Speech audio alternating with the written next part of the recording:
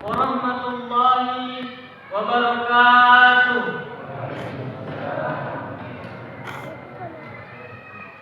Alhamdulillahi rabbil alamin wa bihi nasta'inu ala umuri dunya waddin. Wassalatu wassalamu ala Rasulillah, amma ba'd.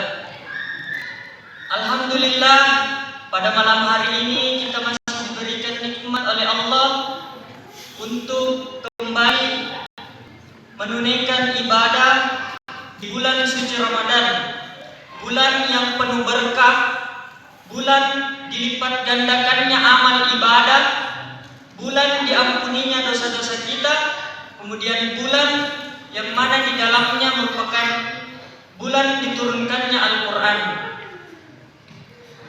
Kemudian Allah Subhanahu wa taala berfirman di dalam Al-Quran, Innallaha wa malaikatahu yusholluna 'alan nabi ya ayyuhalladzina amanu shallu 'alaihi wa sallimu taslima.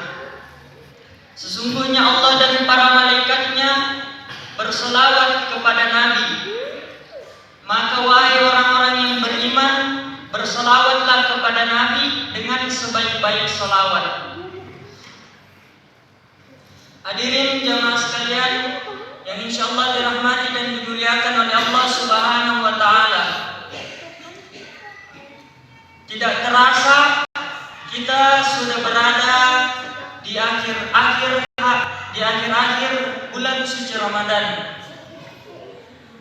Di hari-hari sebelumnya begitu banyak nikmat yang Allah berikan kepada kita, begitu banyak nikmat sehingga kita bisa menunaikan ibadah di bulan suci Ramadan.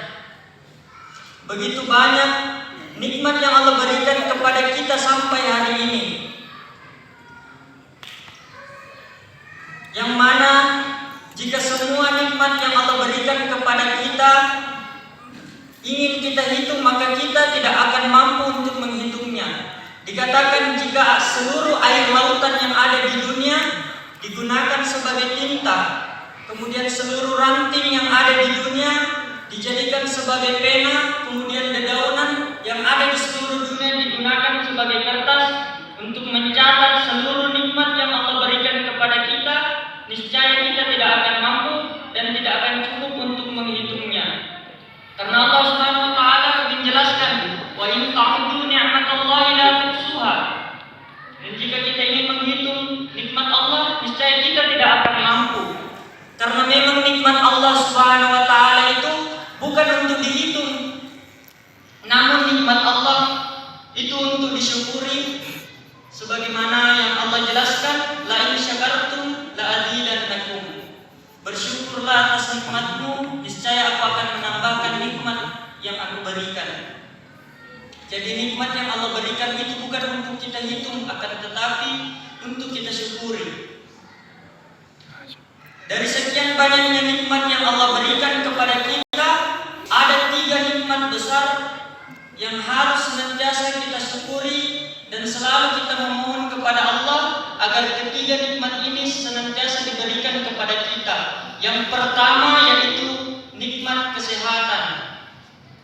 Mungkin ada saudara kita di luar sana mengalami suatu penyakit atau sedang terbaring di rumah sakit, sehingga tentunya dia tidak akan bisa ikut untuk melaksanakan sholat berjamaah. Nikmat yang kedua yaitu nikmat kesempatan.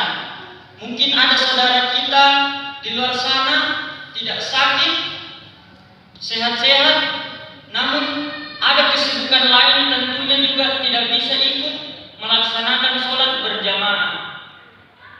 Kemudian yang ketiga yaitu nikmat hidayah. Banyak orang di luar sana tidak sakit, sehat walafiat, namun tidak ada hidayah dari Allah. Maka kita yang hadir pada malam hari ini insyaallah telah mendapatkan hidayah dari Allah Subhanahu wa taala.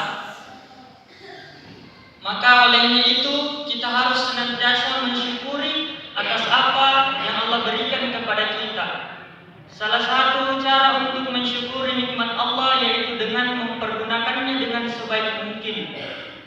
Kita diberikan mata, kita diberikan penglihatan, maka kita kita gunakan penglihatan itu untuk melihat hal-hal yang baik.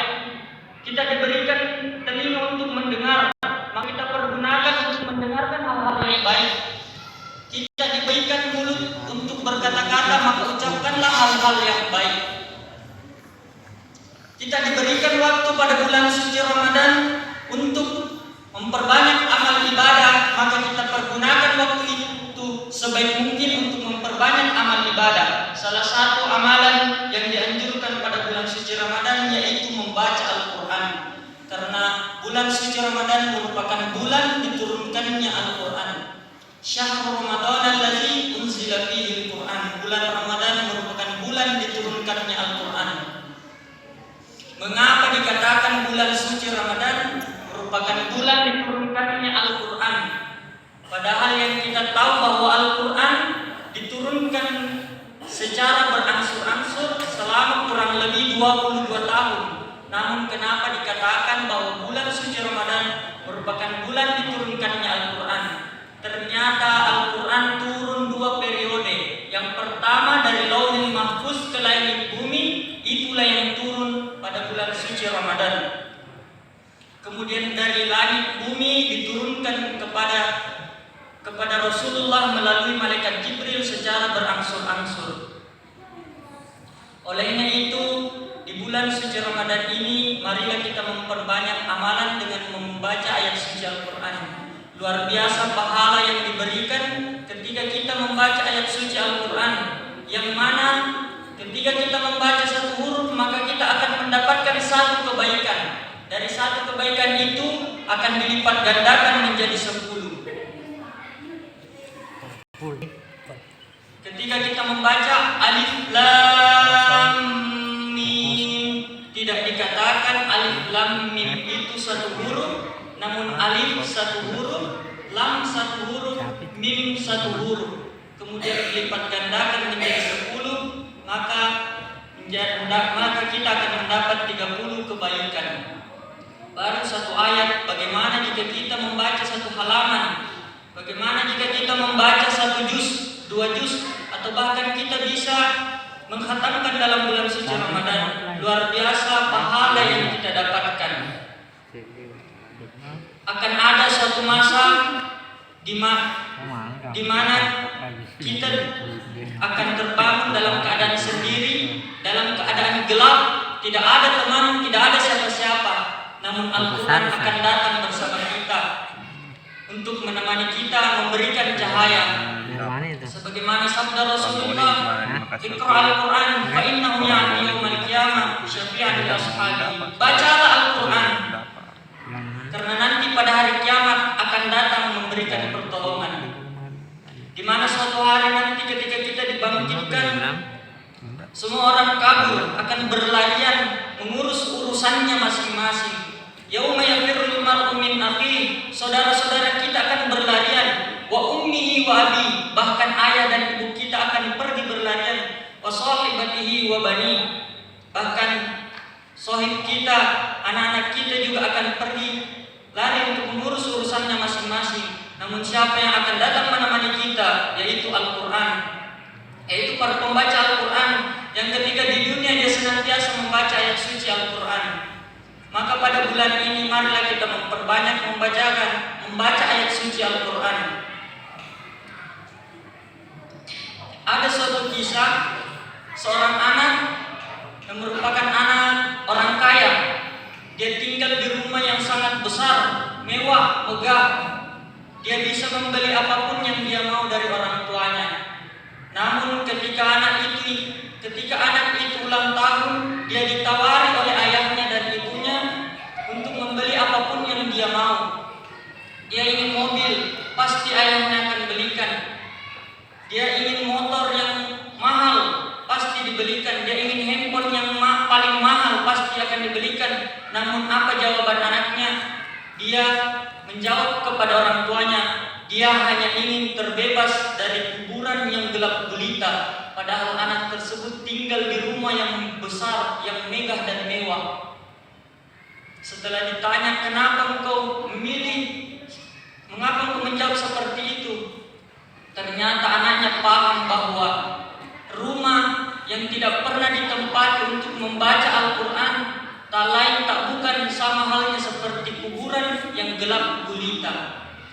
Maka ketika kita membaca Al-Quran, bukan hanya kita baca di masjid, bukan hanya kita membaca di sekolah, namun kita baca di rumah, sehingga rumah kita akan menjadi baiti jannati, rumahku surgaku. Jamaah sekalian, olehnya itu setiap kita selesai membaca Al-Quran, kita kenal doanya, Allahumma arhamna bil Quran.